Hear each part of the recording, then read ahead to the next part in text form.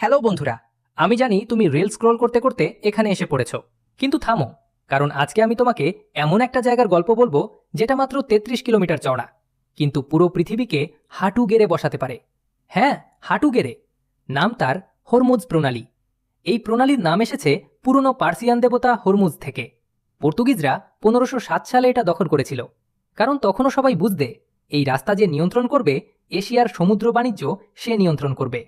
তারপর পারস্য এলো, ব্রিটিশ এলো, আর এখন এখন ইরান বস।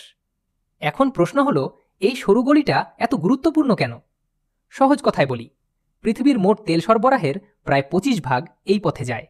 মানে সৌদি আরব, ইউএই, কুয়েত, এরা সবাই এই একটা রাস্তা দিয়ে তেল পাঠায়। এই রাস্তা বন্ধ হলে তেলের দাম আকাশ ছোঁয়া, পেট্রোল পাম্পে লাইন, আর বিদ্যুৎ বিল দেখে তোমার বাবার চোখ উল্টে যাবে। সত্যি। এখন আসো ২০২৬ সালে। আমেরিকা আর ইসরায়েল মিলে ইরানের পিছনে লাগল। ইরান রেগে গিয়ে বলল, ঠিক আছে, হরমুজ বন্ধ, জাহাজে মাইন পাতো, হামলা করো, কাউকে ঢুকতে দিও না।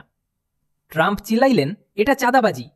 আর ইরান বলল, আমরা ভূগোল, আমরা থামব না। তারপর সিজফায়ার হলো, কিন্তু ইরান জাহাজ ঢুকতে দিলে প্রতিটার কাছে $১০ লাখ টোল চাইল। $১০ লাখ। টোল প্লাজায় এইটুক দাম দেখলে তোমার কি হতো একবার ভাবো।